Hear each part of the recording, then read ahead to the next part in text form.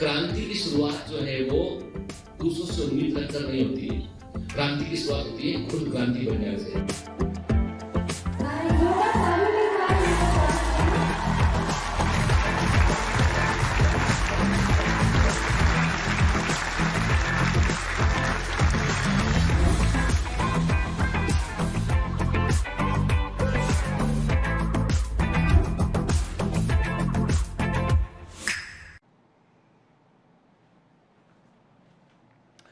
Hello commandos, welcome to Biomentors classes online. I am doctor Jitendra Singh. तो चलिए बेटा, आज आगे बढ़ते हैं हम सेल यूनिट ऑफ लाइफ में। तो ऑलमोस्ट हम बड़ा मेजर पोर्शन इस चैप्टर का हम कवर कर चुके हैं। अब बचा क्या है? बचा है इसमें केवल जो है राइबोसोम बचा है, सेंट्रोसोम बचा है एंड दी न्यूक्लियस वाला हिस्सा इसमें बचा हुआ है। ठीक है, चिंता मत कीजिए। मैंने पहले भी आपसे कहा था बेटा कि इस चैप्टर में चूंकि कई सारे चैप्टर की जो है वो रूट यहां पर है, बेसिक फंडामेंटल यहां पर है, इसलिए इसमें थोड़ा सा वक्त लगता है। ठीक है, बाकी इसके बाद के चैप्टर आएंगे उसमें उतना वक्त नहीं लगेगा, इसलिए क्योंकि कई बच्चे पैनिक कर रहे हैं कि सर हम जो है बहुत दिनों से यही चैप्टर पढ़ रहे हैं, क्या यही अकेला चैप्टर एग्जाम में आएगा? ऐसा नहीं है बेटा। यानी इस चैप्टर को करने के बाद में आप कोई भी ईयर का पेपर उठा के देखेंगे ना, तो आपको लगेगा कि कई क्वेश्चंस के उत्तर आपको बनते हैं, क्योंकि हमने उनके बेसिक फंडामेंटल यही इस लेक्चर में हमने उसको डिस्कस कर लिया है। ठीक है ना?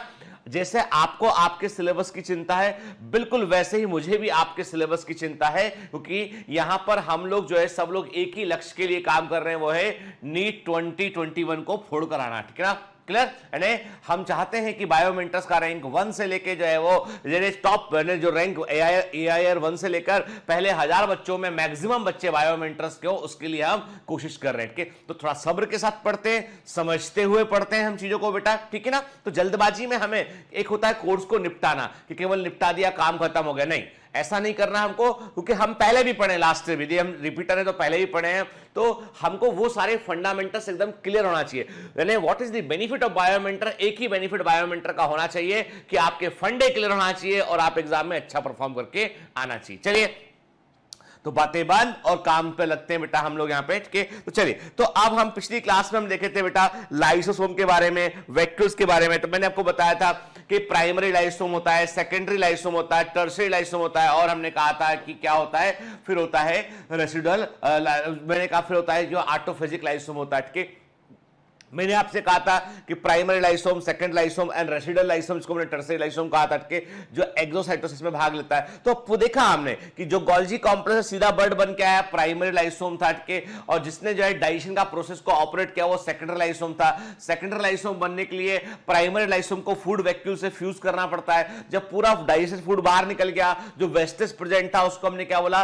रेसिडुअल लाइसोसोम कहा उसको हमने। ठीक है, जिसको हमने एक्सोसाइटोसिस से बाहर निकाल दिया। ठीक है ना? क्लियर?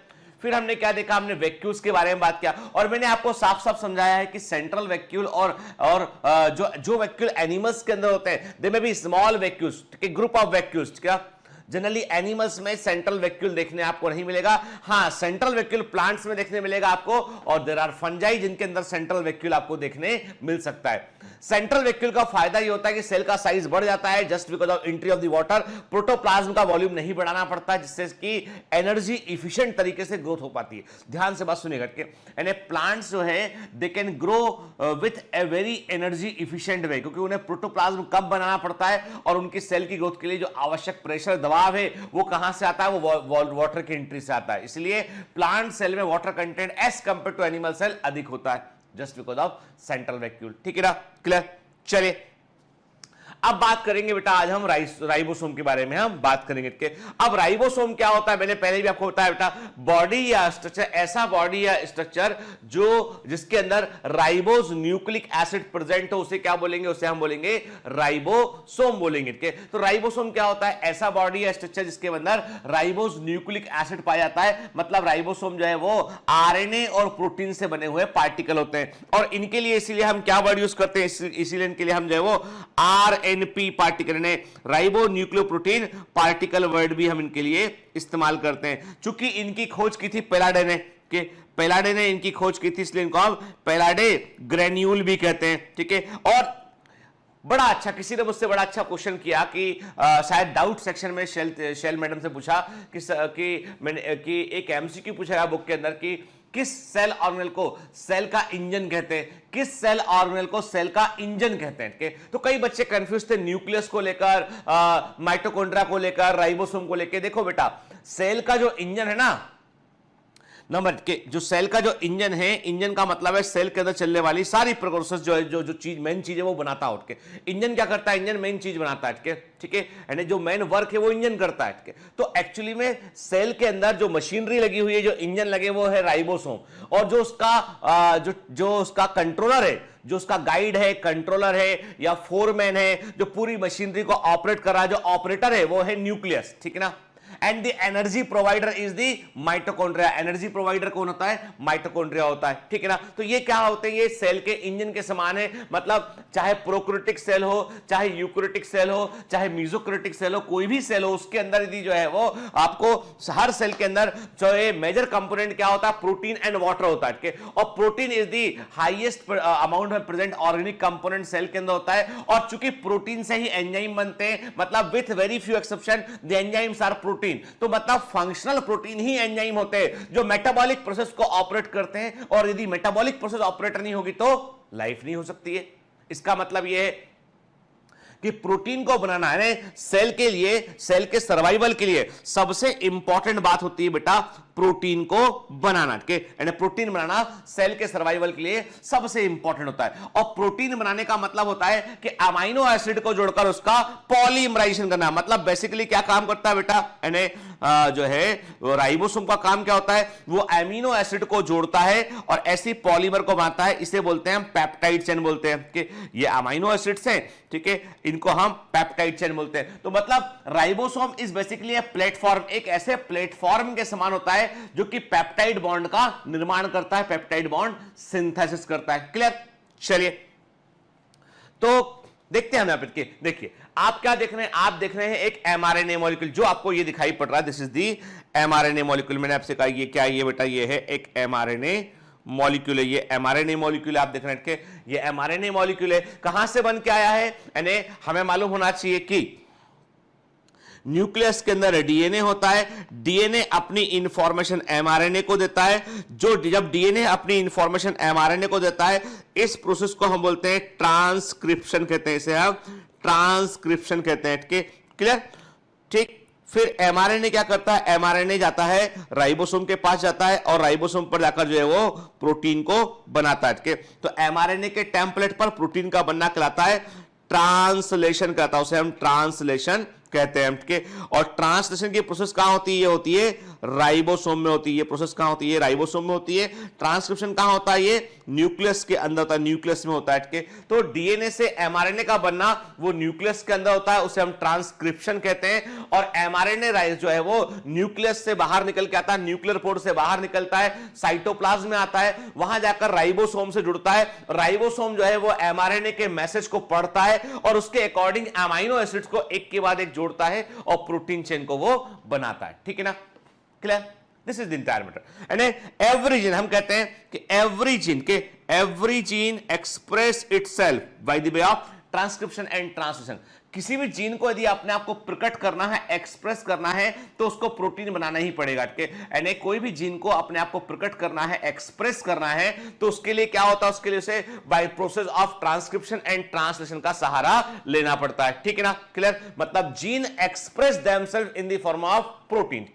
कई बच्चों के दिमाग में आता सर हमको तो जीन वर्ड का मतलब ही समझ में नहीं आ रहा है, क्या होता है जीन, कैसा होता है जीन। अरे भाई देखो, एक लंबा डीएनए मॉलिक्यूल है बेटा, समझो बात, एक एक फंडा क्लियर रहना चाहिए। एक लंबा डीएनए मॉलिक्यूल है, इस लंबे डीएनए मॉलिक्यूल में बहुत सारी चीजें लिखी हुई है, इसके अंदर के बहुत सारा स्क्रिप्ट लिखा हुआ। आप कैसे लिखा होता है ये हम देखेंगे मॉलिक्यूलर बेसिस ऑफ इनहेरिटेंस के।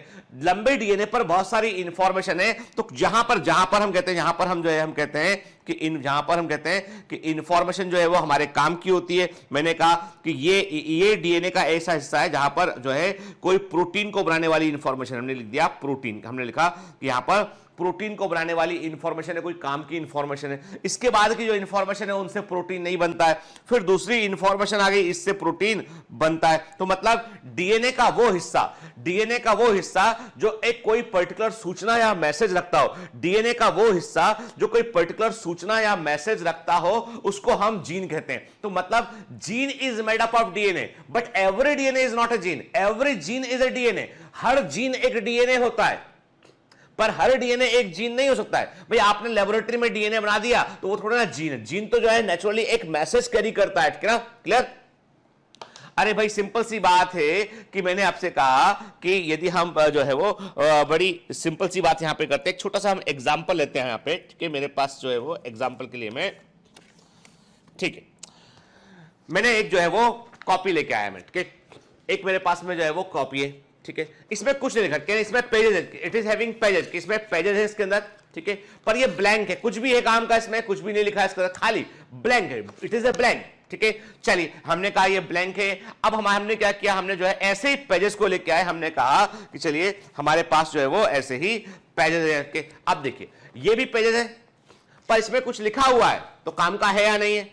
अभी आपके दिमाग में आ रहा है सर कौन सी बुक है ये? तो ये है बेटा 32 year NEET chapter wise topic wise solve paper NEET के, ठीक है? बहुत अच्छी किताब है, दिशा की ले लें आप, अरिहंत की ले लें आप, ठीक है? एमटीजी की जो भी बुक्स है वो अच्छी। अब देखिए इसमें भी ये भी तो पेज है, ये भी तो पेज है, लेकिन इसमें कुछ लिखा हुआ है, काम का है। वो भी पेज थे, उनमें कुछ लिखा हुआ नहीं था, तो दोनों कागज है या नहीं? दोनों पेज है ना? तो समझ लीजिए कागज क्या है, वो है डीएनए, और लिखा हुआ क्या है, वो जीन, ठीक है? मतलब डीएनए पे कुछ लिखा हुआ है तो वो काम है, ये तो पेपर तो ये भी है, लेकिन इसमें कुछ लिखा हुआ है इसलिए हमारे काम का है, ठीक है? समझ गए बात को आप? के तो this is the difference between DNA and the gene के। मतलब कागज दोनों में, डीएनए दोनों में है, लेकिन किसी डीएनए में सूचना लिखी है तो वो जीन है, जिसमें नहीं लिखी वो जीन नहीं है, वो सिंपल डीएनए, ठीक है?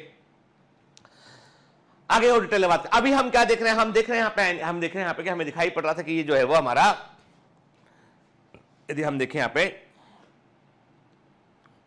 ठीक, देखिए है ना, आप देख रहे हैं एनिमेशन में आपको दिखाई पड़ रहा है कि जो है वो राइबोसोम जुड़ा, एमआरएनए ने सीक्वेंस को पढ़ा। आप देखिए वहां पे टीआरएनए आया, वो दिख रहा ना आपको, जो ये मॉलिक्यूल क्या है, ये मॉलिक्यूल है TRN, this molecule is the TRN के।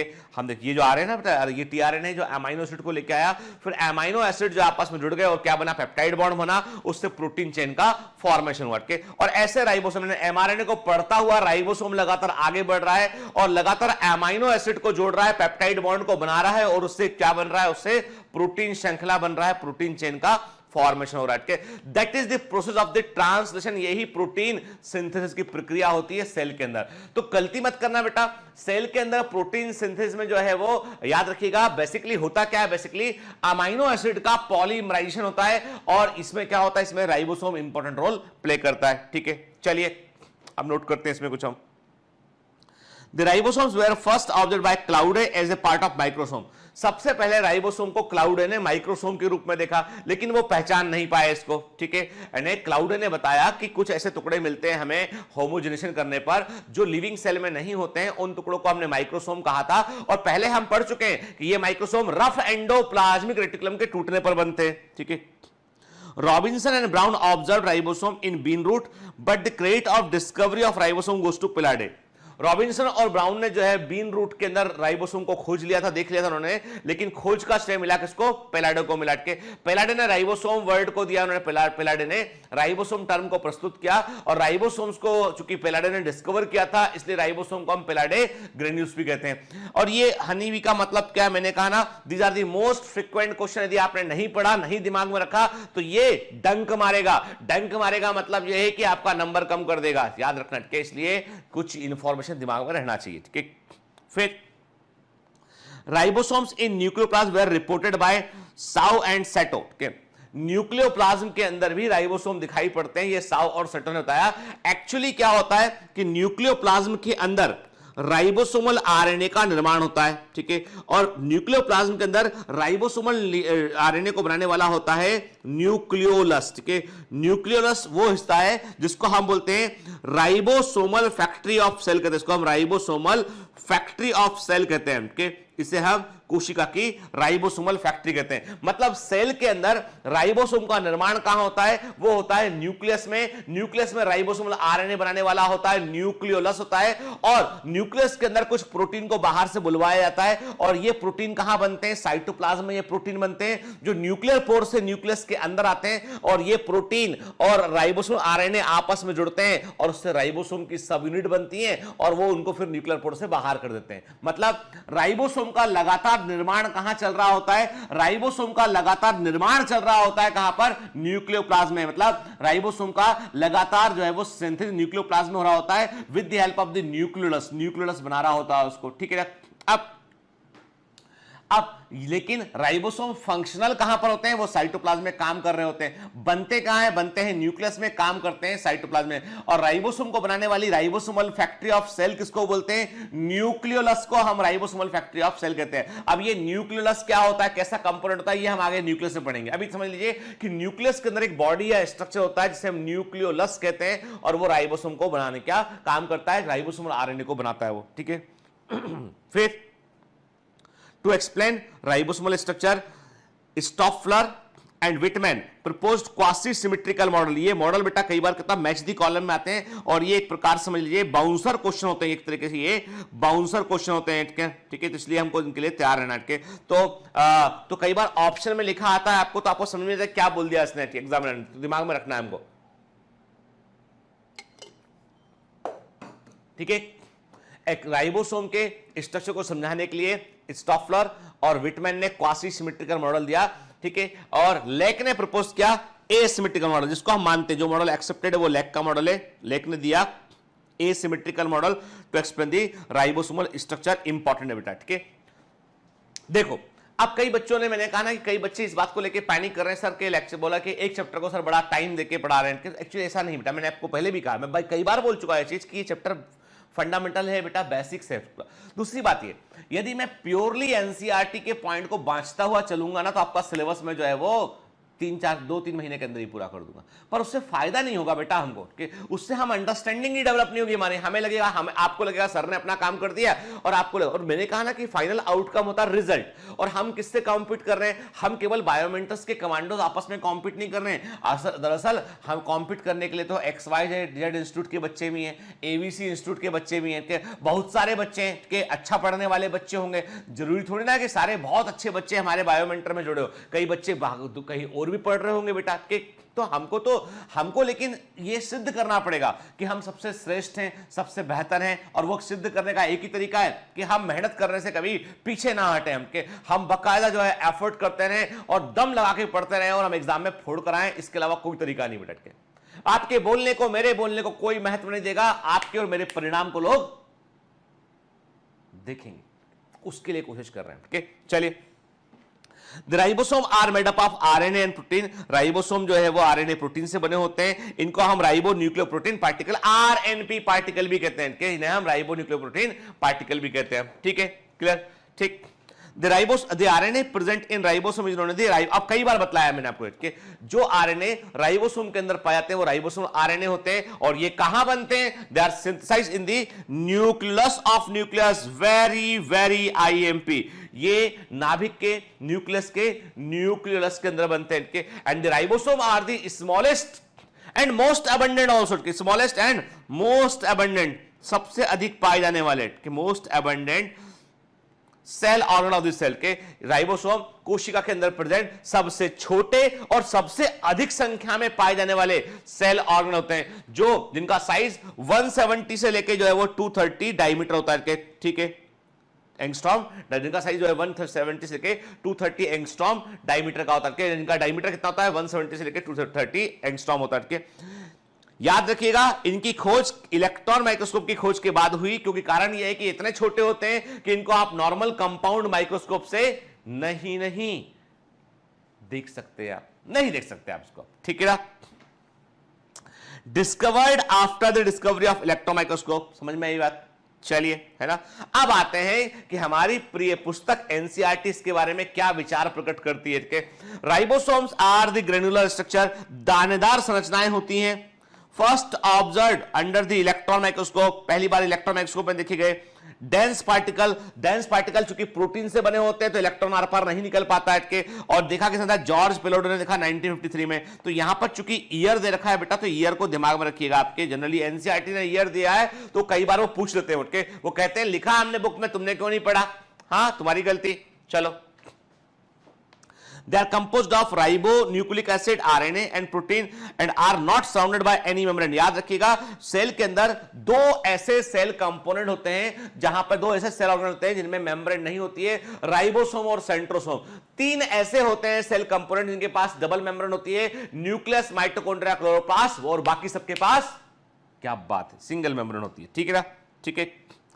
यूकैरियोटिक राइबोसोम जो होते हैं वो 80S टाइप के होते हैं, प्रोकैरियोटिक राइबोसोम 70S टाइप के होते हैं।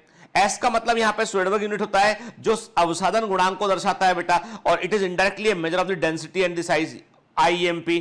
ठीक है, और ये मैं पहले आपको टूल्स एंड टेक्निक में बतला चुका हूं, और उसके पहले हमने जब प्रोकैरियोटिक सेल पढ़ रहे थे तब भी राइबोसोम के बारे में हम जिक्र किया, तब इसके बारे में ऑलरेडी हम बात कर चुके हैं।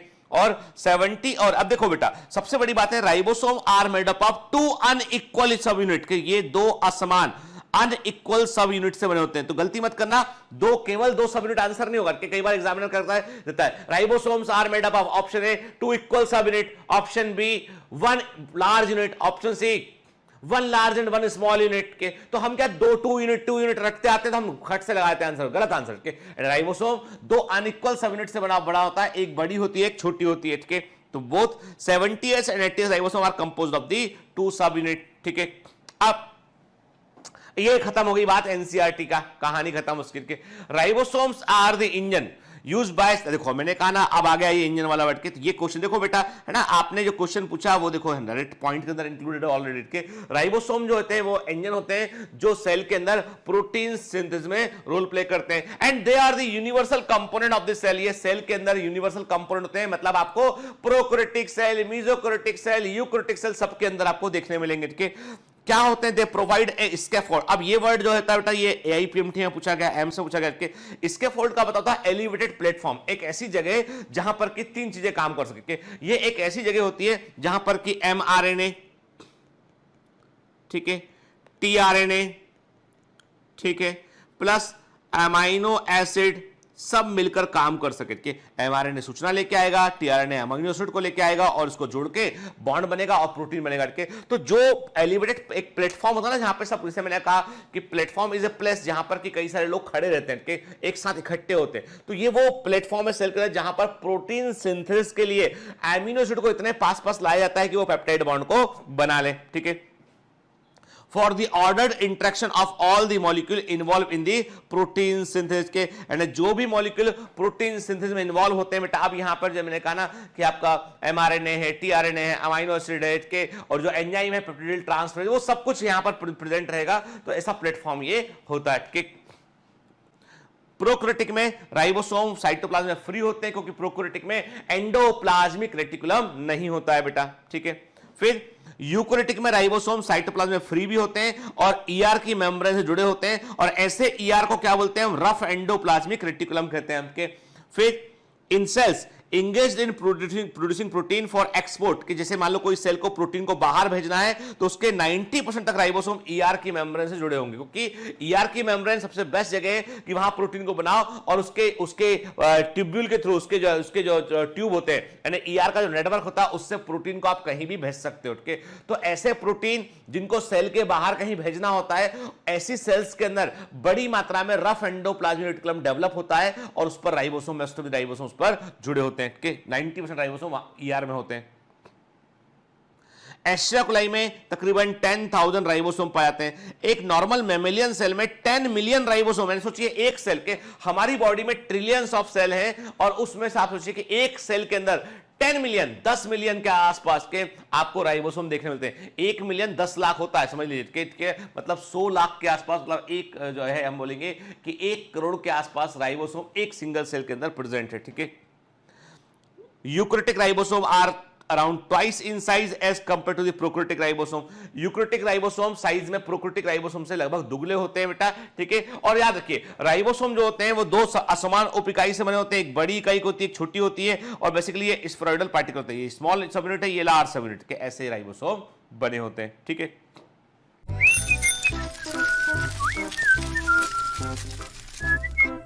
Hi, sorry to disturb you in between lecture.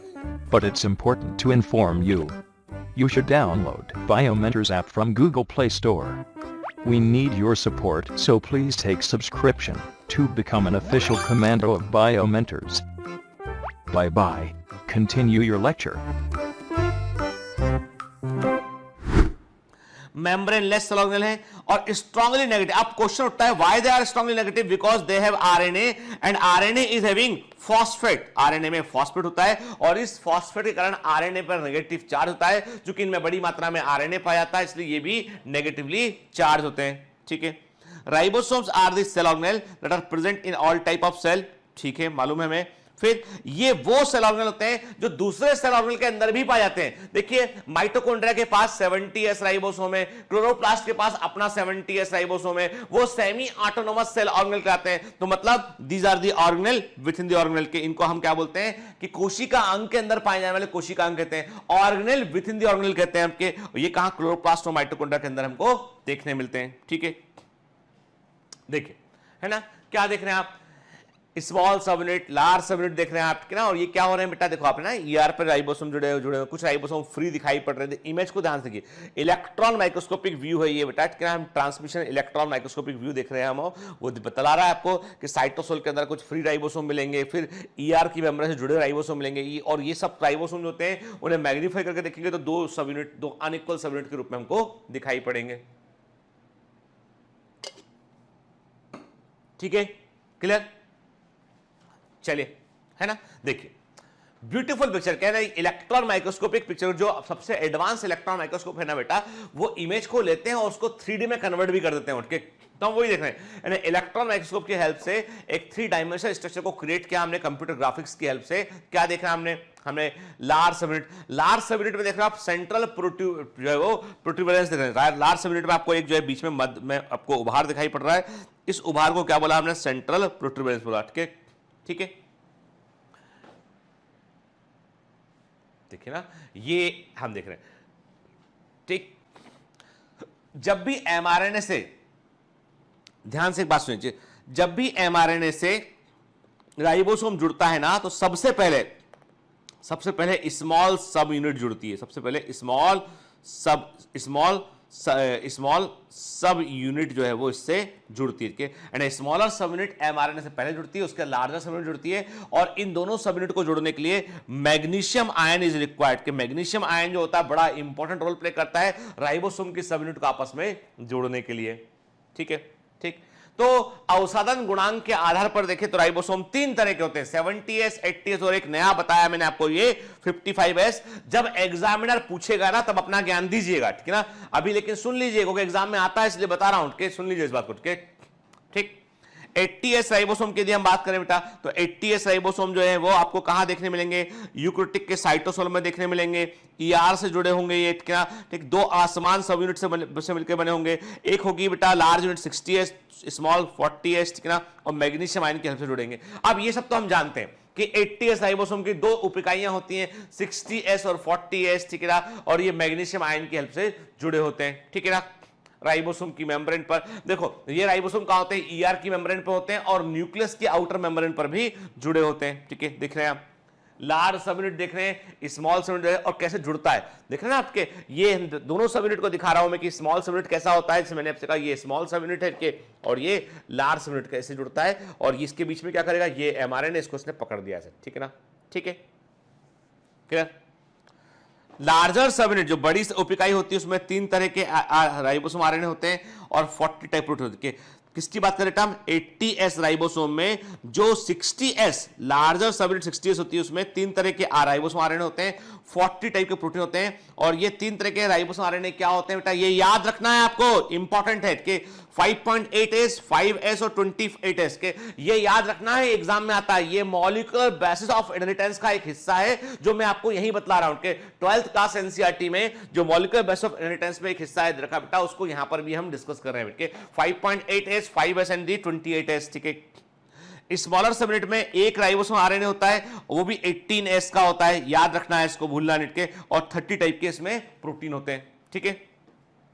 जो 80s राइबोसोम होता है उसका अणुभार मॉलिक्यूलर वेट होता है 4 से 5 मिलियन डाल्टन के।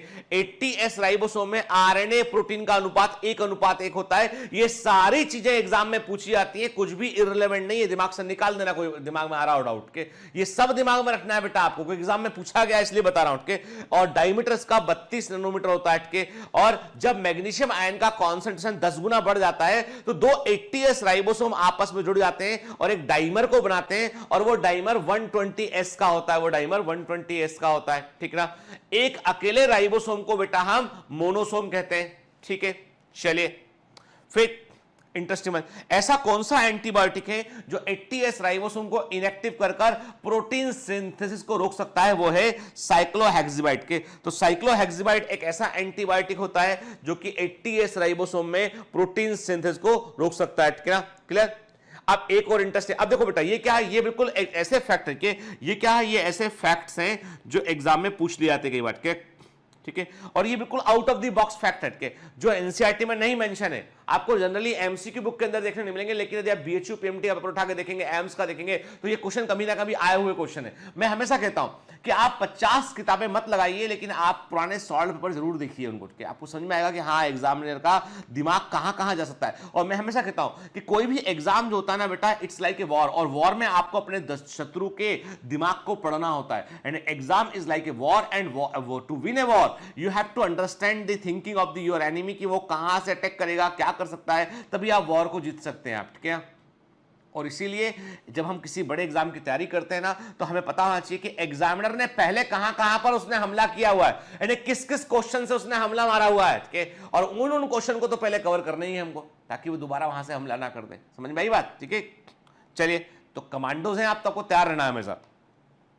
In eukaryotic cell 20s 28s 5.8s और 18s ribosome RNA synthesis nucleolus. आप देखिए ये तो बिल्कुल डिटेल्ड इंफॉर्मेशन के, and again this information is from the molecular base of inheritance chapter, ठीक है ना। तो मैंने क्या कहा आपसे कि यूकैरियोटिक सेल में 28s 5.8s और 18s राइबोसोम आरएनए जो होते हैं वो न्यूक्लियस से बनते हैं, प्रोटीन साइटोप्लाज्म में बनता है, और ये प्रोटीन फाइनली जो न्यूक्लियस के अंदर आते हैं, वहां पे न्यूक्लियस के अंदर आते हैं और फिर राइबोसोम की सब यूनिट बनती है, ठीक है ना।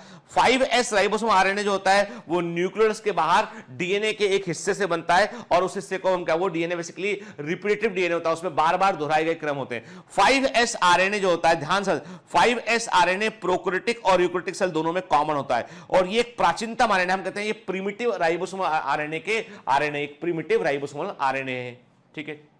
देखिए 80s राइबोसोम का, अब हमने क्या क्या, हमें इंफॉर्मेशन याद करने में दिक्कत ना हो तो मैंने बेटा फ्लो चार्ट बना दिया कि 80s राइबोसोम के दो सब यूनिट है, 60s और 40s। 60s में 40 टाइप ऑफ प्रोटीन है, 3 तरह के राइबोसोम आरएनए, 5.8s 5s और 28s के, और 40s में 30 टाइप ऑफ प्रोटीन है, 1 टाइप का राइबोसोम आरएनए, वो है 18s, ठीक है ना। अब तो याद रह जाएगा, है ना। चलिए अब आते हैं 70s राइबोसोम की बात करते हैं। ये कहां मिलेगा आपको, ये प्रोकैरियोटिक सेल के साइटोप्लाज्म में मिलेगा आपको, ठीक है। क्लोरोप्लास्ट के स्ट्रोमा के अंदर मिलेगा आपको, प्लांट माइटोकॉन्ड्रिया के मैट्रिक्स में। यहां पे हमने थोड़ा डिफरेंशिएट किया, हमने केवल माइटोकॉन्ड्रिया नहीं बोला, हमने प्लांट माइटोकॉन्ड्रिया बोला, क्योंकि एनिमल माइटोकॉन्ड्रिया के राइबोसोम थोड़े से डिफरेंट होते हैं, वो 55s होते हैं, तो प्लांट माइटोकॉन्ड्रिया के मैट्रिक्स में मिलेगा। ये दो असमान उप इकाइयों से बने होते हैं, अनइक्वल सबयूनिट से बने होते हैं। बड़ी सबयूनिट 50s होती है, छोटी 30s होती है, और मैग्नीशियम आयन की हेल्प से जुड़ते हैं। ये तो ऑलरेडी मालूम है यार, कितनी बार बतला चुका हूं मैं, है ना, ठीक है।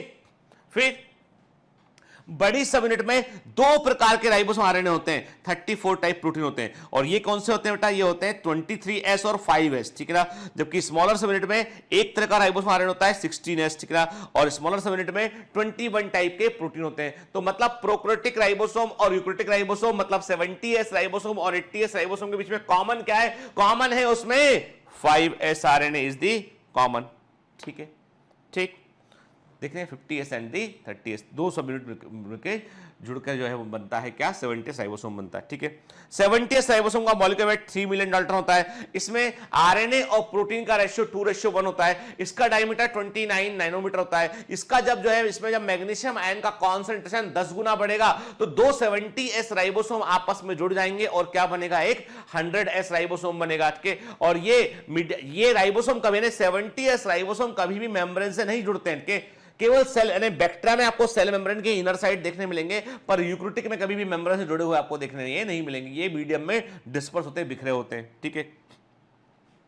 And they can be inactivated by the chloromycetin antibiotic। Chloromycetin antibiotic से हम 70S राइबोसोम को इनएक्टिव कर सकते हैं, ठीक है।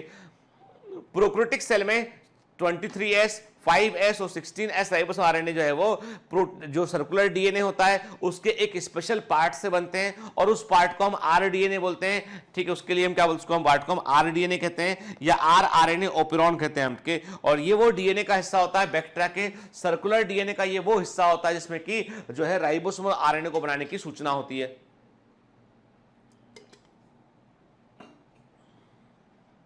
ठीक है बेटा, है ना।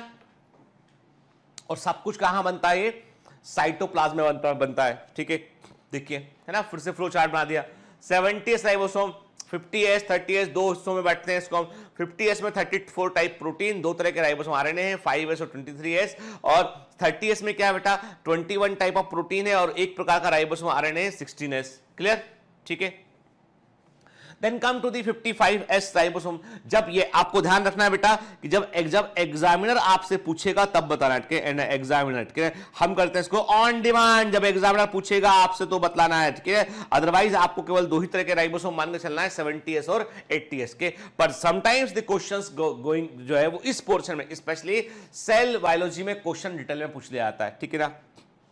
It's present in the matrix of mitochondria of animal cell. ये एनिमल सेल के माइटोकॉन्ड्रिया के मैट्रिक्स में देखने मिलते हैं। ये भी दो अनइक्वल सबयूनिट से बने होते हैं, 35S एंड 25S, और ये भी मैग्नीशियम आयन की मदद से जुड़ जाते हैं, ठीक है ना, ठीक। बस इतना दिमाग में रखना। अब राइबोसोम के स्ट्रक्चर की बात करें तो again come to this previous point कि दो असमान सब यूनिट होती है, एक बड़ी एक छोटी होती है। अब याद रखना है लार्जर सब यूनिट में तीन जगह होती है, तीन जो इंपॉर्टेंट बात है, जो लार्जर सब यूनिट है, जो बड़ी उपिकाई होती है, चाहे वो 60S की बात कर रहे हो आपके 100S राइबोसोम में, 80S राइबोसोम में, या आप बात कर रहे हो जो है वो 50S की बात कर रहे हो 70S राइबोसोम में, जो बड़ी सब यूनिट होती है उसमें तीन जगह होती है। एक होता है डिकोडिंग साइट, दूसरा होता है कंडेंसिंग साइट, तीसरा होता है एग्जिट साइट। के डिकोडिंग साइट वो जगह होती है जहां पर कि एमआरएनए की सूचना को पढ़ा जाता है, एमआरएनए की इंफॉर्मेशन को पढ़ते हैं, ठीक है। जहां पर कि एमआरएनए की इंफॉर्मेशन को पढ़ा जाता है कि उस पर लिखा क्या है, उसके अकॉर्डिंग टीआरएनए को कॉल किया जाता है, तो टीआरएनए वहां पहुंच जाता है अमीनो एसिड लेकर के। कंडेंसिंग साइट में क्या होता है कि दो अमीनो एसिड के बीच में जो है वो पेप्टाइड बॉन्ड को बनाते हैं, और एग्जिट साइट में क्या होता है, टीआरएनए बाहर निकल जाता है, बना हुआ प्रोटीन का जो बॉन्ड बन चुका है वो वाला हिस्सा प्रोटीन का बाहर की ओर एक्सपोज कर दिया जाता है, वो एग्जिट साइट होता है, ठीक है ना। अरे दरवाजे के समान है भाई आपका, जैसे मैंने कहा ये तीन दरवाजे हैं, ठीक है। ये एक कमरा है, ठीक है। इस कमरे में हमने कहा क्या है, हमने कहा सबसे पहले तो एंट्री पॉइंट, हमने कहा ये एंट्री पॉइंट है, यहां से आप अंदर एंटर करो, ठीक है।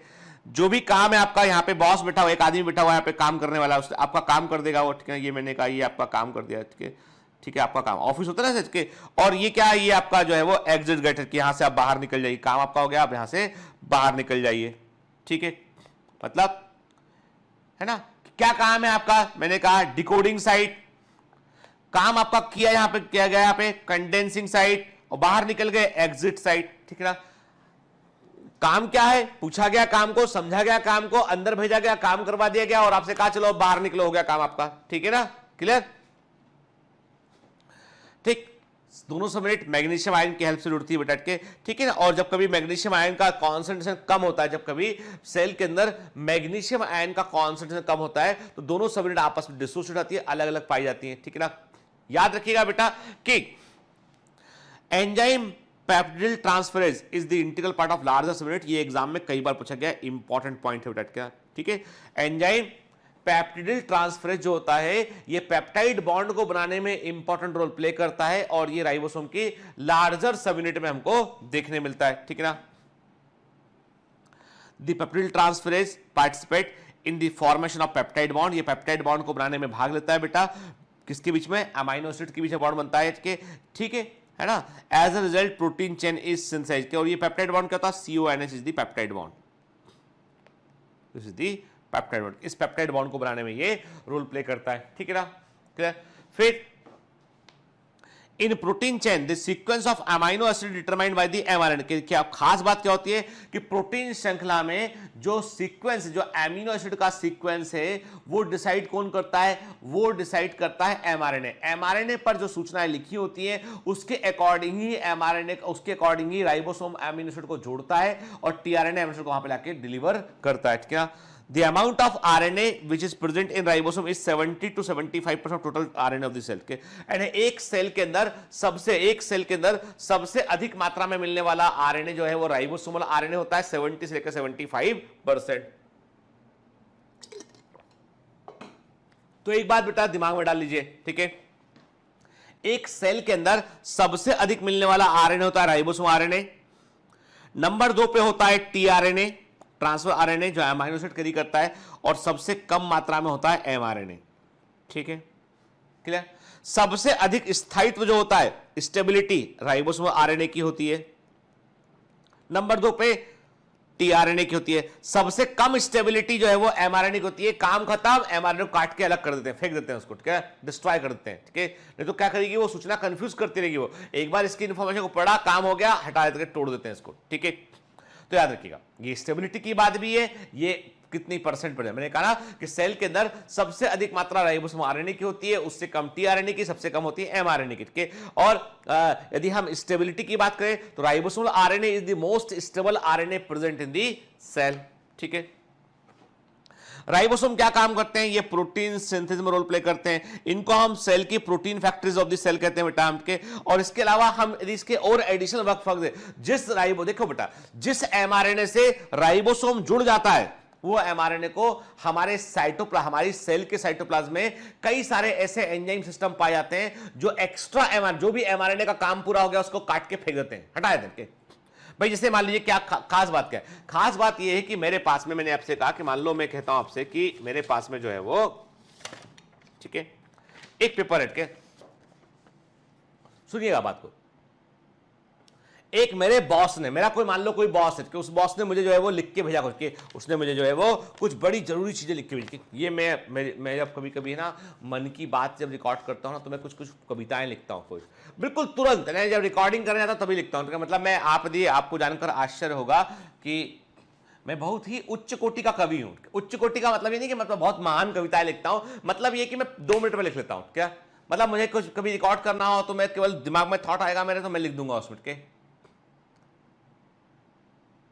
मैं जब मेडिकल कॉलेज में पढ़ा करता था ना तो मेरे जो दोस्त यार थे जो मेरे साथ पढ़ते थे, बैचमेट थे, तो आप समझते ना उस जमाने में क्या था कि उस जमाने में जो है, आज तो क्या है आप इमोजी भेज देते हैं, आप ई कार्ड भेज देते हैं, वो जमाना अलग था। उस जमाने में हम लोग सब जो है ना आर्चीज और हॉलमार्क गैलरी, एक होती थी आर्चीज गैलरी, एक होती थी हॉलमार्क गैलरी, वहां जाया करते थे। और वहां जाके कई बार ऐसे कोई ऑकेजन आता ना तो कार्ड खरीदा करते थे किसी को देने के लिए। ठीक, अब बस आप इसके आगे नहीं बढ़ेंगे हम, हाँ ठीक है ना, मतलब अब और क्या, मतलब फिर ना आप फिर तो मतलब वो हमारे फ्रेंड्स जो है वो कार्ड खरीदा करते थे और वो कार्ड लेके मेरे पास आया करते थे शाम को, जब कभी ना इवनिंग के समय में जब हम खाना वाना खाने के बाद में हॉस्टल में थे तो मिला करते थे। मेरा प्राइवेट हॉस्टल था, वो सब गवर्नमेंट हॉस्टल के अंदर थे। ठीक है, कभी बताऊंगा कि मैं एक सरकारी हॉस्टल में मेडिकल कॉलेज के हॉस्टल में क्यों नहीं रहा मैं। ठीक है, तो मेरा प्राइवेट हॉस्टल था, मेरे जो बैचमेट थे वो घूमते फिरते आते थे, किसी को काम है कि भी कार्ड में लिखवाना है, फला कार्ड देना है, ये उसका बर्थडे उसमें कार्ड देना है, तो वो मेरे पास आया करते थे कि यार गितन भाई एक काम करो, 4 लाइनें। फिर मैं क्या करता था, नाम पूछा करता था मैं पूछता था कि कोई स्पेसिफिक चीज पता है क्या तुम्हें, कोई कलर पसंद हो, कोई स्पेसिफिक बात, कोई रिपीटेशन बार बार होता हो किसी चीज का। ठीक है, तो बताया करते थे। फिर मैं ऑफिशियल एक प्रकार समझ लीजिए कि मैं अधिकृत वो व्यक्ति था, शब्द मेरे हुआ करते थे, बोल हो रहे हो जाते थे। ठीक है, तो शब्द मेरे हुआ करते थे, बोलते कोई और थे। ये बात है बेटा बहुत पुरानी है ना, तो अभी तो ये सब केवल कहानियां बन के रह गई, इसलिए आपसे जिक्र भी कर देते हैं। और अभी क्या है, सुबह का कितना बज रहा है आपको बता रहा हूं मैं कि अभी बज रहा है सुबह का 7:15 हो रहा है, 7:15। बीवी मेरी सो रही है अभी घर में। ठीक है, सब सो रहे हैं, बच्चे बीवी सब सो रहे हैं। ठीक है, मैं उठ के सुबह सुबह जो अपना काम फिनिश कर लेता हूँ, एक रिकॉर्डिंग सुबह करता हूँ, फिर एक रिकॉर्डिंग जैसे दिन में टाइम मिलता ना, कभी पेशेंट में से दिन में एक रिकॉर्डिंग करता हूँ। कैसा मेरा शेड्यूल, बाकी फिर आपके काम में मॉनिटर करता रहता हूँ, टीम से काम करता रहता हूँ। तो मैं तो बोलेगी कि तुम तो मतलब ये कि तुम तो प्रोफेशनल आदमी हो, मतलब लिखने वाले के, क्योंकि हमने बहुत कविताएं लिख लिख के उनको भी दी थी के, एक जमाने की बात है कभी। तो अभी चलो वापस लौट के आते हैं, कहां पहुंच गए के। तो अभी मैं आपसे जो कह रहा था कि ये बात शुरू हुई थी क्या यार, सच में ना, तब मतलब ऐसे दबे हुए राज जो मैं अपने सीने में दबा के बैठा हूं इतने दिन से, वो भी खुलवाए थे यार, ठीक है। तो और ये क्या होता, और फिर मालूम है एक बदमाशी और कर रहे हैं कई लोग, छोटा छोटा वीडियो क्लिप भी निकाल लेते हैं। अरे ऐसा इतना लंबा वीडियो तो कोई देखेगा भी नहीं मेरा, है ना, बच्चे ही देखेंगे जो पढ़ने वाले, पर तुम इसमें से निकाल के बना देते वीडियो यार, सीधा हाथ लग जाता है यार, मतलब घर परिवार में, है ना। तो मतलब फिर क्या होता है, फिर वो जो है ना, समझते हैं ना, फिर क्या ना, फिर अब क्या होता है, सबके बॉस होते हैं जिंदगी में ना। तो अभी हाँ लूट के आते हैं यार अपनी क्या दुर्दशा का। तो अभी इसमें कुछ लिखा हुआ है, ठीक है। अब ये लिखा हुआ जो है, ये मैंने कहा ना कि यदि जब तक इसका काम नहीं हुआ, इसका बड़ा सिग्निफिकेंस था। अभी तो कचरे यहां से जो बाजू में किसी ने कचरे में डाल दिया था, बाजू में मेरे जस्ट वहां पास में, यहाँ पे बेकार के पर वहां से उठा लिया मैंने इसको अभी, ठीक है, दिख गया मेरे को तो मैंने उठा लिया इसको, ठीक है, मतलब इसका काम खत्म। तो लेकिन जब इसके लिए मैं रिकॉर्डिंग कर रहा था, मैंने लिख के इसको मैंने ऐसे रखा यहाँ पे, ठीक है, बड़े ध्यान से पढ़ा मैंने, ठीक है। कुछ सरहदें मन की भी हैं, कुछ मजबूरियां हालात की भी हैं, कुछ बेड़ियां समय की भी हैं, दूर क्षितिज की और कुछ रोशनी भी है, सपनों की उड़ान बाकी अभी भी है। तोड़ दे उन बेड़ियों को जो तेरे कदमों को रोकती हो, तोड़ दे उन बेड़ियों को जो तेरे कदमों को रोकती हो, छोड़ दे उन बेबसियों को जो तुझे सोचने से रोकती हो, छोड़ दे उन बेबसियों को जो तुझे सोचने से रोकती हो। उड़ चल आगे बढ़ लगातार, इस बार चल चले शिखर के पार, इस बार चल चले शिखर के पार। ये लिखा मैंने। अब इसका काम खत्म हो गया, ये देखो ये हो गया, अब काम खत्म, ठीक है, डिस्ट्रॉय, है ना, काम खत्म, मतलब मैंने बोल दिया, वीडियो बन गया, आपने देख लिया, आपने उसमें से काम की चीज निकाल ली, अब ये फॉरएवर हो गया वीडियो में, ठीक है ना, खत्म। तो बिल्कुल वैसे ही जो जैसे एमआरएनए पे सूचना, जब तक सूचना लिखी थी बड़े सम्मान से राइबोसोम के पास गया, मैं राइबोसोम के मैंने पढ़ा, हाँ कुछ सरहदें मन की भी, तो ये राइबोसोम में के मैंने पढ़ा डी इसके एमआरएनए क्या लिखा। लेकिन जब काम खत्म हो गया, मैंने कहा भाई अब तुम्हारा काम खत्म, जाओ। अब इसके बाद क्या क्या किसी ने उठाया, इसको उठाया, टिंग टिंग टिंग टिंग फेंक दिया बात के।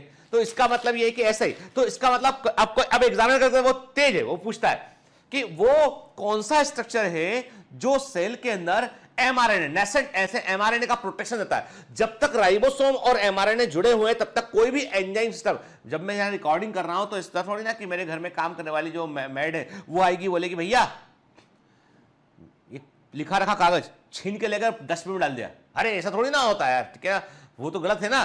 तो कहने का मतलब जब तक एमआरएनए को पढ़ रहा है राइबोसोम, तब तक एमआरएनए नहीं टूटेगा, लेकिन जैसे काम खत्म हुआ सूचना को काट के अलग कर दिया जाएगा उसको, ठीक है ना, क्लियर। तो जो और ऐसे ही जो प्रोटीन चेन पूरी बन जाती है ना, तो वो एंजाइम में कन्वर्ट होने पहुंच जाती है, लेकिन जब तक वो बन रही हो तब तक जो है वो राइबोसोम उसको प्रोटेक्शन प्रोवाइड करता है, ठीक है। फिर चलिए अब कुछ इंपॉर्टेंट पॉइंट बात करते हैं। जैसे याद होगा आपको, हमने शुरुआत में जब हम प्रोकैरियोटिक सेल पढ़ रहे तभी हमने बात किया था, हमने कहा था कि एक एमआरएनए आया, ठीक है, कई सारे राइबोसोम उससे जुड़ गए, अटैच हो गए, यहां पे ऐसे क्या बन गया, ये पॉलीसोम बन गया। और जनरली प्रोकैरियोटिक सेल के अंदर माइटोकॉन्ड्रिया के मैट्रिक्स में, क्लोरोप्लास्ट के स्ट्रोमा में हमको पॉलीसोम देखने मिलते हैं। ये हमें बीड्स ऑन स्ट्रिंग, धागे पर मोती के समान दिखाई पड़ते हैं। When several ribosome become associated with a single mRNA, तो ये क्या करते हैं, स्ट्रक्चर आते हैं, इसको हम क्या करते हैं कि बीड्स ऑन स्ट्रिंग के समान दिखाई पड़ते हैं, हमको इन्हें पॉलीसोम कहते हैं। और ये प्रोटीन सिंथेसिस की फंक्शनल यूनिट होते हैं, they are the functional unit of the protein synthesis, ठीक है ना। Ribosome, the ribosome function in clusters was established by Warner and Rich. के वार्नर रिच ने बताया कि राइबोसोम जो है वो एक जो है वो प्रोकैरियोटिक सेल में राइबोसोम होते हैं वो एक साथ कई सारे राइबोसोम जो है एक ही एमआरएनए पर जुड़कर काम कर सकते हैं, और उसी को हमने कहा था क्लस्टर ऑफ राइबोसोम कहा था, हमने पॉलीसोम कहा था, ठीक है। क्लोरामफेनिकॉल, एरिथ्रोमाइसिन, टेट्रासाइक्लिन एंटीबायोटिक जो होते हैं वो 70S राइबोसोम को इनहिबिट करते हैं। ये इंपॉर्टेंट है बेटा, मैच दी कॉलम में पूछा जाता है, रेंडर जो है रैंडम क्वेश्चन है, मैच दी कॉलम का क्वेश्चन है ये, ठीक है ना। और इसका संबंध भी मॉलिक्यूलर बेसिस ऑफ इनहेरिटेंस है, ठीक है। तो क्लोरामफेनिकॉल, एरिथ्रोमाइसिन और टेट्रासाइक्लिन ऐसे एंटीबायोटिक है जो 70 राइबोसोम को इनहिबिट करते हैं। टॉलिडीन ब्लू डाई जो होती है वो साइटोप्लाज्म, सेल के साइटोप्लाज्म को, वो सेल के उस साइटोप्लाज्मिक हिस्से को स्टन करता है जहां पर की बड़ी मात्रा में राइबोसोम पाए जाते हैं। राइबोसोम आरएनए जो होते हैं वो हेयरपिन लूप के समान ऐसा दिखाई पड़ता है, ये हेयरपिन लूप के समान हमको ऐसा दिखाई पड़ता है ड्यू टू दी पैरिंग। ये सिंगल स्ट्रैंड होता है बेटा, याद रखें। जो राइबोसोमल आरएनए होते हैं they all are single strand RNA, ये सभी एक तंतुक आरएनए होते हैं, ठीक है ना। तो ये जो पैरिंग है वो फॉल्स पैरिंग होती है, हेयरपिन लूप के समान हमें दिखाई पड़ता है, ठीक है ना।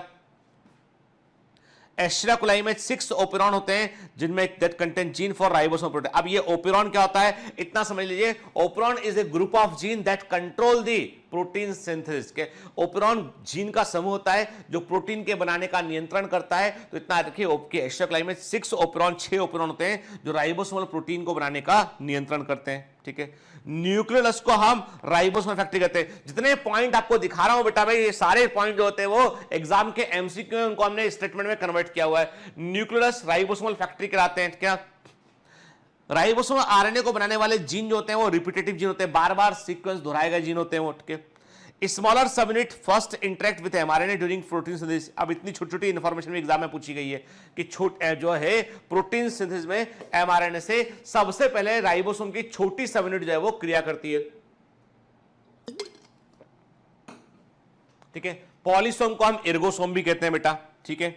फिर ब्लोबल और सवातिनी के इन साइंटिस्ट ने क्या बतलाया, इन्होंने सिग्नल हाइपोथेसिस को दिया, कि उन्होंने बताया कि whether a protein would be synthesized on the membrane bound or free ribosome। इन्होंने बताया कि एक्चुअली में डीएनए के पास इस बात के प्रॉपर सिग्नल होते हैं और वो सिग्नल इस बात को डिसाइड करते हैं कि कोई प्रोटीन को जो बनाना है उसको सेल के अंदर रखना है या सेल के बाहर भेजना है। हर सेल कुछ ना कुछ प्रोटीन ऐसे बनाती है जो बाहर भेजती है, कुछ प्रोटीन अपने अंदर रखती है। तो ये सब कुछ डिसाइड कौन करता है, डीएनए के सिग्नल इसको डिसाइड करते हैं। तो ग्लोबल और सवातिनी ने बताया कि कोई प्रोटीन को बनाकर बाहर भेजना है, फ्री राइबोसोम पर बाहर भेजना है या अंदर रखना है। यदि इसको अंदर रखना है, जो प्रोटीन बनाना है उसको सेल के अंदर ही इस्तेमाल करना है, तो वो फ्री राइबोसोम पर बनेंगे। और यदि प्रोटीन को बनाकर बाहर भेजना है तो वो मेम्ब्रेन बाउंड राइबोसोम पर बनेंगे। Everything is decided by the, कौन डिसाइड करेगा, डीएनए डिसाइड करेगा, ठीक है ना। चलिए अब सिंपल सी बात है बेटा, तो आज के लेक्चर में हमने बहुत कुछ सीखा, हमने राइबोसोम के बारे में हमने डिटेल में हमने बात करके। नेक्स्ट लेक्चर में हम बात करेंगे बेटा सेंट्रोसोम और सिलिया और फ्लैजिला के ऊपर बात करेंगे। अब गिनती की क्लासेस बची बेटा, थोड़ा सा हम कोर्स को पैस करेंगे।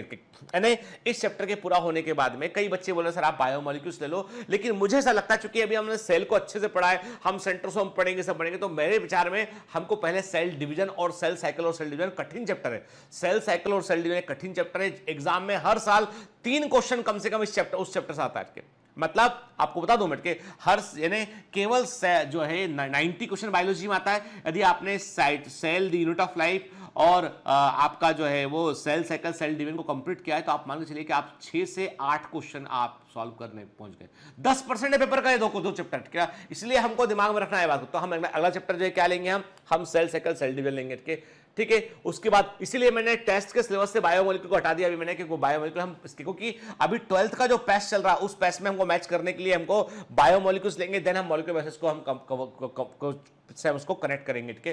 तो अभी हम बेहतर है, मेरे विचार में बेहतर है कि सेल साइकिल और सेल डिवीजन को हमको शुरू करना चाहिए, ताकि हमारा सेल का हिस्सा पूरा निकल जाए। जब बायोमोलिक्यूल्स पढ़ेंगे तो सेल के अंदर के मॉलिक्यूल्स को पढ़ेंगे, देन एंजाइम्स को पढ़ेंगे हम, ठीक है, clear.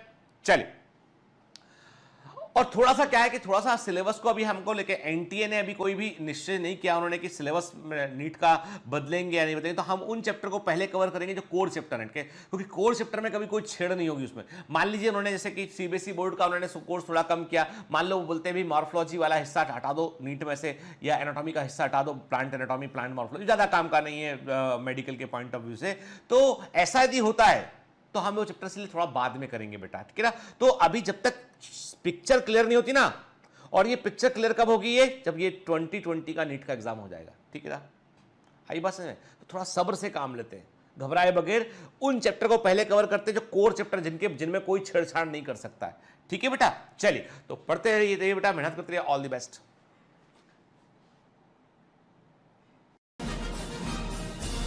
Hi. To become an official commando of Biomentors, Join us at www.biomentors.online. Here you can solve daily practice papers, an online test. You can download performance enhancement sheets. You can track your progress. You can interact with other fellow commandos. Join us and prepare yourself. It's a commando training for your success. Download Biomentors online app from Google Play Store.